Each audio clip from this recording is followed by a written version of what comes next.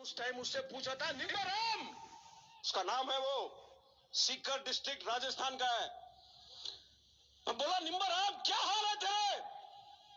चोट खाने के बाद बिस्तरे पे पड़ा हुआ जवान पतला सा आवाज में बोलता है मेरे से कि साहब पेट में थोड़ी सी तकलीफ है, और फिर बाद में बोलता है साहब मैं तो ठीक हूं, अपने पलटन के बाकी बंदे कैसे हैं?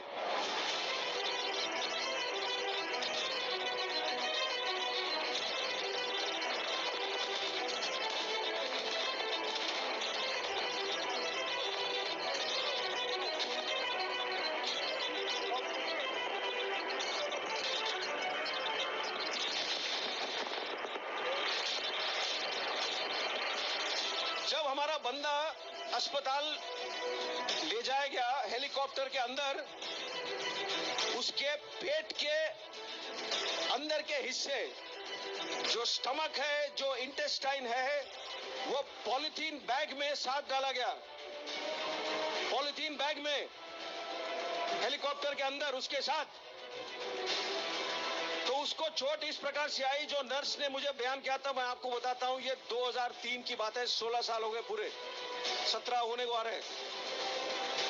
उसने नर्स ने बोला कि साहब उसके जो लेफ्ट वाला फीमर है, जो फीमर होता है, जो थाई का सबसे बड़ा हड्डी होता है शरीर का, वो दो जगह पर फ्रैगमेंट हो गया। फ्रैगमेंट का मतलब क्या है? जो पेंसिल है जब आप तोड़ते हो तो दो हिस्सों में टूटता है। फ्रैगमेंट का मतलब ऐसे, जो पेंसिल अगर 8 या 10 हिस्सों में टूटे वो फ्रैगमेंट है। तो उसका ये जो थाई बोन था, दो जगह पर फ्रैगमेंट हो गया था। इसीलिए डॉक्टर साहब जहां भी काट रहे थे उनको नजर आ रहा था खून। ज्यादा से ज्यादा गोली उसको लगी बाएं हाथ पर। क्यों?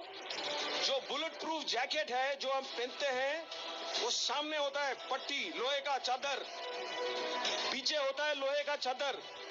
एक पतला चादर होता है पेट के लिए, एक पतला होता है गर्दन के लिए। ऊपर और साइड में खुला है। गोलियां लगे उसको साइड में। सबसे ज्यादा चोट उसको ऊपर आया छाती में। जब पैर में गोली लगा होगा तो वो गिरा है। अब पहाड़ी में 20 मीटर 25 मीटर कितना नीचे गिरा है वो तो कोई नहीं जानता है, लेकिन जब गिरा है तो उसका छाती किसी बड़े पत्थर के नुकीली चोट पर पड़ा है, और यहां उसे चोट आई। तो जो लोहे का प्लेट है वो दबाता है जो फेफड़े, जो रिब्स है, तो उसके 5 रिब्स टूटे हुए थे। और 5 रिब जब टूटते हैं तो अंदर की तरफ टूटते हैं। तो उसका जो बाएं वाला फेफड़ा था उसमें 5 जगह पर छेद हो गया, और जो लंग था लेफ्ट साइड वाला, उसमें बॉडी फ्लूइड और ब्लड पूरा भर गया था। ये उसके चोट थे।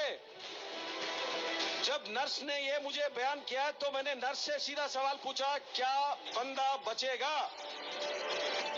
और जैसे डॉक्टर साहब लोग आमतौर पर होते हैं, ये नर्स ने बोला सर मैं नहीं जानती हूं। तो हम लोग जो वर्दी पहनते हैं थोड़े, मैं बोला ना, दिल से करते हैं हम काम, दिल से। तो मैंने अपने सोच में मुझे ये लगा कि अगर मैं उससे बात कर सकता हूं 1 सेकेंड, तो हमारे जो 1000 जवान हैं उनका जो मन का शक्ति है, जो दिल का शक्ति है, वो मैं उस तक भेजूं टेलीफोन के थ्रू। मैंने नर्स को पूछा क्या मैं बात कर सकता हूं उससे? तो उसने बोला कि साहब 6 दिन हुए इसने आज तक बात नहीं कही है। इसकी आंखें खुले तो है, लेकिन ये क्या सुन सकता है, क्या महसूस कर सकता है, क्या बोल सकता है, मैं नहीं जानती हूं। मैंने फिर भी बोला कि आप फोन का जो हैंडसेट है उसके पास रख सकते हो? तो उसने बोला हाँ। तो उसने फोन उसके हैंडसेट उसके कान के पास रखा। तो मैंने उस टाइम उससे पूछा था निम्बराम, उसका नाम है, वो सीकर डिस्ट्रिक्ट राजस्थान का है। तो बोला निम्बराम क्या हाल है तेरे? 15 या 20 सेकेंड गुजरे, कोई जवाब नहीं आया। सोचा शायद वो खत्म हो रहा है, शायद वो सुने नहीं मेरी बात, शायद वो बोल नहीं पा रहा है। मैं फोन रखने वाला ही था अपनी तरफ से, क्यों उस टाइम तक मेरा दिल पूरा ही टूट चुका था। फोन मैं रखने वाला ही था, एक बिल्कुल पतली सी आवाज में जवाब आया। इतना चोट खाने के बाद बिस्तरे पे पड़ा हुआ है जवान पतला सा आवाज में बोलता है मेरे से कि साहब पेट में थोड़ी सी तकलीफ है, और फिर बाद में बोलता है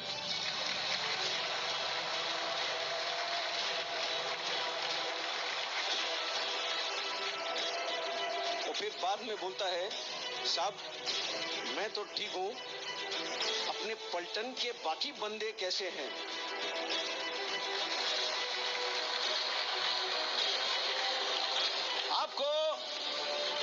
आपको कहानी सुनना है तो कहानी ऐसे सुनो, कहानी सुनाना है तो कहानी ऐसे सुनाओ।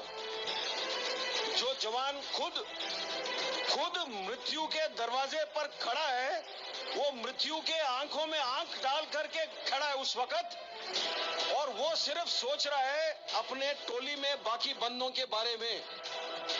ये होता है सेल्फलेसनेस।